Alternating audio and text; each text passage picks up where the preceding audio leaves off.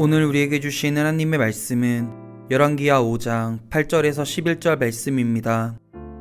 하나님의 사람 엘리사가 이스라엘 왕이 자기의 옷을 찢었다함을 듣고 왕에게 보내 이르되, 왕이 어찌하여 옷을 찢었나이까? 그 사람을 내게로 오게 하소서. 그가 이스라엘 중에 선지자가 있는 줄을 알리이다 하니라. 나아만이 이에 말들과 병거들을 거느리고 이르러 엘리사의 집 문에 서니, 엘리사가 사자를 그에게 보내 이르되, 너는 가서 요단강에 몸을 7번 씻으라. 내 살이 회복되어 깨끗하리라 하는지라. 나아만이 노하여 물러가며 이르되, 내 생각에는 그가 내게로 나와서서 그의 하나님 여호와 이름을 부르고 그의 손을 그 부위 위에 흔들어 나병을 고칠까 하였도다. 오늘 이 말씀에 많은 은혜 받으시기 바랍니다. 이스라엘 왕이 왕궁에서 고민하는 과정들을 저희가 이 앞선 6절, 7절, 8절을 나아가는 과정에서 저희가 봤는데요. 사건의 전개가 이제 빨라집니다. 왕궁에 머물러 있던 나아만이 엘리사의 허락이 있죠. 왕이여 어찌하여 옷을 찢었나이까? 그 사람을 내게로 보내소서, 오게 하소서. 이렇게 하니까 그때부터는 이제 발걸음이 빨라집니다. 이동 속도가 이제 아주 빨라지는 거죠. 구절이 이렇게 돼 있어요. 나아만이 이에 말들과 병거들을 거느리고 이르러. 벌써 나아만이 갔습니다. 어디 갔죠? 엘리사의 집 문에 서니, 문 앞에 서 있다, 이렇게 써 있습니다. 우리가 어떤 때 문 앞에 서 있나요? 문 앞에 서 있는 건 내가 좀 간절하거나 요청할 때가 있는 것입니다. 예를 들면 나아만은 아람 왕에게 이제 신뢰를 받을 뿐 아니라 아람의 실권자인데, 실제의 군대 통수권을 가진 군대 장관인데, 아시는 것처럼 이스라엘은 밑으로는, 아래에서는 이집트가 늘 강국이었고요, 위로는 지금의 시리아 부분, 그 북쪽인데, 북쪽의 일종에 있는 모든 문명권들이 위에서는 눌러 내려오고 이집트는 눌러 올라와서 일종의 통로가 되는 곳이기 때문에 전쟁터가 될 수밖에 없습니다. 그래서 이스라엘이 힘을 갖지 아니할 때는 남쪽의 영향을 받든지 북쪽의 영향을 받을 수밖에 없어서 이스라엘의 왕들은 늘 정치적으로 골머리를 쌓아야 했습니다. 그렇기 때문에 지금 나아만이 엘리사의 집 문 앞에 선 것은 큰 사건입니다. 출발했는가 했더니 어느 사이 문 앞에 딱 서 있죠. 그래서 좀 센스 있는 독자들은 이 구절을 읽을 때, 이렇게 빨리 갔으니까 무슨 일이 있겠다 하는 기대감을 갖게 됩니다.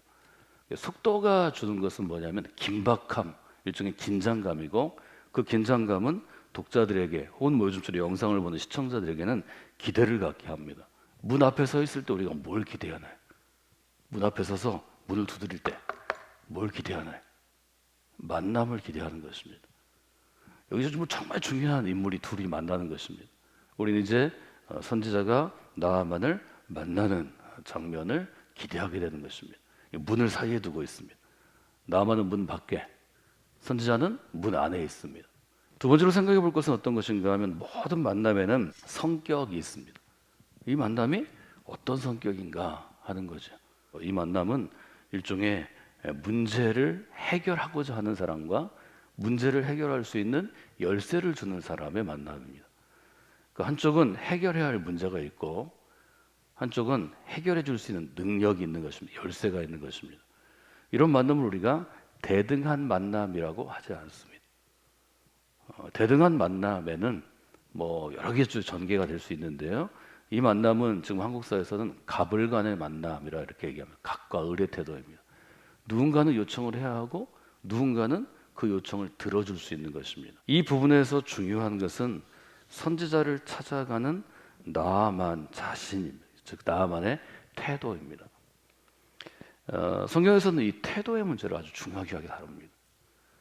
어제 하나님께 의뢰해야 합니다. 하나님을 찾으라.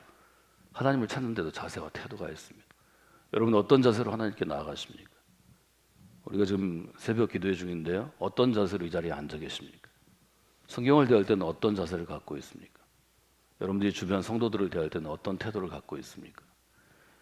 이 자세와 태도를 하나님은 굉장히 중시하신다고 표현합니다.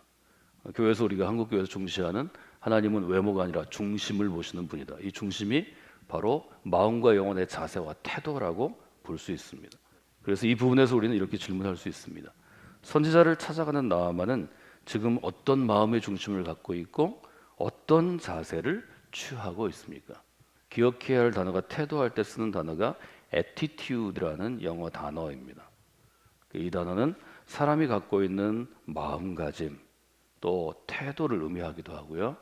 어떤 정해진 것이 갖고 있는 자세를 의미하기도 합니다. 태도가 굉장히 중요합니다.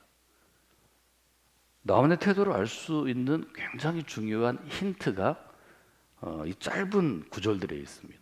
구절을 한번 읽어볼까요? 나만이 이에 말들과 병거들을 거느리고 이르러 엘리사의 집 문에 서니. 선지자를 찾아가는, 문제를 해결할 수 있는 권한과 능력과 또 하나님의 대리인인 선지자를 찾아가는 나만의 태도를 지금 성경은 어떻게 묘사하고 있나요? 어떻게 표현하고 있나요? 어떤 단어가 중요할까요? 그래서 중요한 단어가 두 가지입니다. 하나는 말들입니다. 말이 한 마리가 아니에요. 말 한 마리 그러면 나만이 타고 갔겠지만 말들입니다. 말들은 뭘 얘기하나요? 기병을 데리고 갔다는 거죠. 전차를 끌고 갔다는 거죠. 지금으로 얘기하면 탱크를 끌고 갔다고요. 병거를 거느리고, 지금으로 얘기하면 포를 끌고 갔다고요. 여러분 어디 전쟁하러 갑니까? 그저 노인네 한 사람 만나는 거예요. 힘도 없어요. 더군다나 하나님의 선지자예요. 만나면 누군가를 위해서 축복해주고 기도하고 아주 온순한 노인네예요. 그런데 힘 있는 장군이 수천 명의 군대를 가지고 가는데 전차 끌고 비행기 띄우고 대포 끌고 미사일 가지고 갔다는 거죠. 뭘 생각하실 수 있나요? 나만은 지금 만나러 간 게 아닙니다. 나만은 지금 군대를 끌고 가서 누군가를 끌어다가 체포해다가 이 일을 하라고 강요하려고 가는 것입니다. 협박입니다. 겁박입니다. 구절은 굉장히 짧게 쓰고 있지만 우리가 이 상황을 영화로 만든다면, 드라마로 만든다면 우리 시골집, 쓰러져가는 초가집을 둘러싼 수천 명의 중무장한 군인들을 볼 수 있습니다. 뭐가 잘못됐을까요? 어디에 문제가 있을까요? 성경은 이 점을 우리한테 지금 물어보라고 그러는 것입니다. 우리가 이 스토리를 기억할 때는 그저 엘리사가 뭐 장관이 왔는데, 왕 같은 사람이 왔는데 만나주지도 않고 그냥 가 씻어라, 이게 핵심이 아닙니다. 나만은 왜 이스라엘을 찾아왔나요? 병 낫기 위해서입니다. 문제를 해결하기 위해서입니다. 나만은 왜 선지자를 찾아왔나요? 자기 문제를 해결하기 위해서입니다. 문제를 해결하기 위해서 온 사람은 어떤 태도를 가져야 되나요? 선지자의 마음을 좀 얻어야 되지 않을까요? 여러분 같은 그렇게 하지 않을까요? 그 선지자가 나를 좀 불쌍히 여겨서 나를 위해 좀 기도해 줘야 합니다. 나를 위해 축복해 줘야 합니다. 날 좀 도와주세요. 신앙생활하는 우리의 태도를 돌아보십시오. 하나님을 겁박하지는 않습니까? 내가 갖고 있는 조그만 무엇을 가지고 하나님 앞에서 큰 소리 치지는 않습니까? 이스라엘 사람들을 향해서 이 성경이 쓰여지면서 묻고 있는 질문이 있습니다. 지금 문제는 어떤 것인가요? 나만의 태도입니다. 하나님의 마음을 얻어야 하는데, 선지자가 좀 긍휼히 불쌍히 여겨야 하는데 도무지 불쌍한 사람이 아니죠. 시골집을 찾아가는데 나아만은 분명하게 얘기합니다. 나는 이스라엘을 정복하러 온 장군이다. 나아만은 지금 얘기하는 것입니다. 엘리사한테. 나는 정복자다. 엘리사, 네가 누군지 모르겠는데 네가 혹시 능력이 있어서 나의 병을 낫게 해주면 이스라엘이 전쟁의 참화를 피하겠지만 조금만 잘못하면 이 시골집을 밟아버리고 이스라엘 전체를 내가 정복하겠노라. 누가 이스라엘을 정복할 수 있는가? 전차를 가지고, 기병을 가지고, 군대를 가지고, 용사가? 성경은 거기에 노우하는 것입니다. 이스라엘을 다스리는 것은 오직 하나님뿐이십니다. 엘리사는 지금 그 얘기를 이스라엘을 정복할 수 있는, 혹은 이스라엘을 침략했던 적국의 장군한테 하는 것입니다. 이 장면은 간단한 장면이 아닙니다. 말하자면 나아만은 엘리사 앞에 서서 당당하게 얘기합니다. 내가 주인공이야. 내가 정복자야. 내 요구를 들어야 해. 그렇지 않으면 너 자신이 먼저 여기서 죽게 될 거고 이스라엘 전체가 불타게 될 거야. 아주 분명한 얘기를 하는 것입니다. 이거를 우리가 비언어적인 언어라고 언어학에서 얘기합니다. 말하지 않지만 얼굴 표정, 몸짓, 제스처, 마음가짐에서 그의 의도가 드러나는 것입니다. 하나님께 나온 사람들은 어떻게 나오라고 얘기하나요? 목마른 사람은 하나님께 나와라. 아주 간절한 마음으로, 정직한 마음으로 나와라. 요한복음 4장에 보면 하나님이 꼭 필요한, 하나님이 문제를 해결해야 할 사마리아 여인이 등장합니다. 예수님께 물어보죠. 제가 어떻게 하나님께 나아갈까요? 제가 어떻게 예배할까요? 예수님 얘기하시죠. 마음과 정성을 다해야 하는데 in spirit, 너의 영혼으로 해야 된다. 신령으로 해야 한다. in truth. truth는 뭐냐면 진리라는 얘기지만 진리는 뭐냐면 마음과 몸이 하나가 돼서 아주 신실하게 하나님께 나아가야 한다. 내가 준비할 것은 내가 유대인이 되거나 아니면 하나님 앞에 어떤 예물을 가져오거나 아니면 좋은 옷을 입는 게 아니다. 내 있는 모습 그대로 하나님께 나아가면 하나님이 너의 예배를 받아 주실 것이다. 이 점은 매우 중요한 것입니다. 사랑하는 여러분, 하나님과의 만남에는 자세가 중요합니다.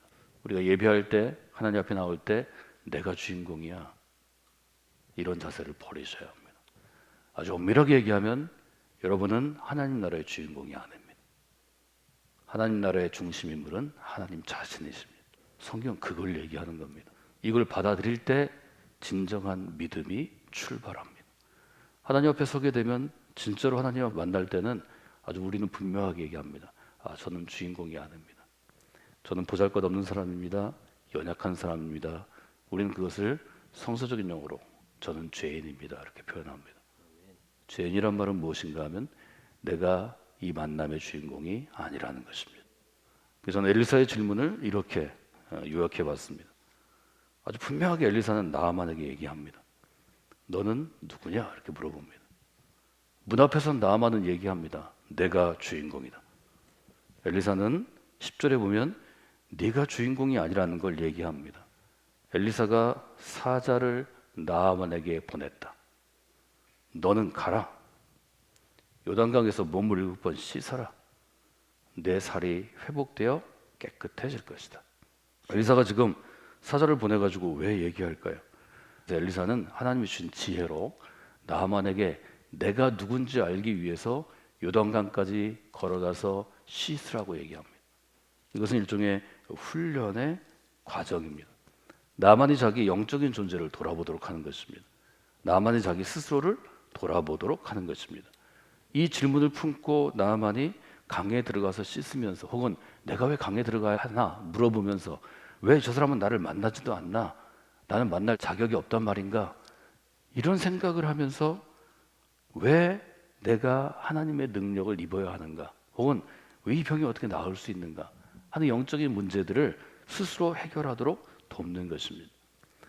저는 여러분이 어떤 삶을 살아오셨고 어떤 삶을 살아가시든 성관계에 오셔서 이 질문 앞에 좀 서시면 좋겠습니다. 넌 누구냐? 너는 주인공이 아니야. 하나님의 이 말씀을 듣고 이 질문 앞에 해답을 좀 여러분이 생각하시는 분들이 되시면 좋겠습니다. 나만이 여기서 한 번에 해답을 얻은 게 아닙니다. 그 과정이 14절까지 쓰여 있습니다. 이 질문을 품고 이 질문을 풀어낼 과제가 이제는 나만에게 주어진 것입니다. 선지자는 질문합니다. 너는 주인공이 아니야. 그럼 너는 누굴까? 물어보는 거죠. 이제 주어진 것은 이 문제를 풀 공은 나아만에게 왔습니다. 과연 나아만은 이 문제를 풀을 영적인 어떤 능력이 있는 것일까? 우리는 그 질문을 가지고 이 다음 절로 넘어가는 것입니다. 성경은 때로 쭉 읽을 때도 있지만 묵상할 때는 한 구절에서 여러 가지 질문을 품고 그 대답을 찾는 것이 여러분이 신앙이 성숙할수록 중요하다고 말씀드렸습니다. 짧은 스토리지만 저는 여러분에게 그런 관점에서 그런 노력을 기울여서 성경을 보시라고 좀 말씀을 드리는 것입니다. 저는 이 부분을 설교할 때 이 부분에 신앙에 대한 일종의 요점을 이렇게 적은 적이 있습니다. 신앙이란 하나님 앞에 정직하게 서는 일입니다. 나만이 군대 장관이라는 것도 벗어버리고 내가 좀 수천 명의 군대를 이끌고 왔다는 것도 기병이 있다는 것도 또 지금으로 얘기하면 미사일과 포가 있다는 것도 다 놓고 강에 씻을 때는 자기의 모든 것을 버리고 씻는 것입니다. 자기의 옷을 벗어놓고 적신으로 하나님께서 이 땅에 보내신 몸으로 벌거벗은 몸으로 강에 들어가서 자기를 돌아보는 것입니다. 저는 이것이 자기를 돌아보는 시간, 자기 점검의 시간, 자기를 다시 한번 영적으로 되찾는 시간이라고 생각합니다. 그래서 강에 들어가서 7번 씻으라는 엘리사의 명령이 나아만에게 새로운 눈을 뜨게 하죠. 교회는 그런 곳입니다. 여러분이 성악교 위대 공동체에 들어오셔서 여러 번 요단강과 같은 생명의 강에 여러분의 몸을 담그고 씻으시기 바랍니다. 하나님께서 여러분의 속사람과 영혼이 온전한 사람으로 세워주실 것입니다. 이 일은 하인이 대신할 수 없는 것입니다. 부하 직원이 대신할 수 없는 것입니다. 가족이 대신할 수 없는 것입니다. 하나님의 콜링은 나 스스로 받아내야 하는 것입니다. 그래서 여러분에게 요청한 것처럼 first calling, second calling, third calling의 시간들을 성강교회에서 우리가 함께 신앙생활하는 동안 하나님의 때에 여러분에게 주시기를 원합니다. 그래서 오늘 여러분들이 마음에 둬야 할 것은 나는 누구인가 하는 것입니다. 선지자가 우리한테 묻는다고 생각하시죠? 너는 누구인가? 그리고 선지자는 얘기합니다. 너는 주인공이 아니다. 이 점을 여러분들이 한번 돌아보시면 좋을 것 같습니다. 그래서 나만이 이 질문을 품고 이제 화를 내면서 돌아가잖아요. 화가 난 이유를 저희가 잘 알죠. 그 이유들을 여러분 생각하시면서 오늘 하루를 믿음으로 또 살아가시는 여러분이 되시면 좋겠습니다. 하나님께서 여러분과 함께 하실 것입니다. 하나님 여러분을 도우실 것입니다.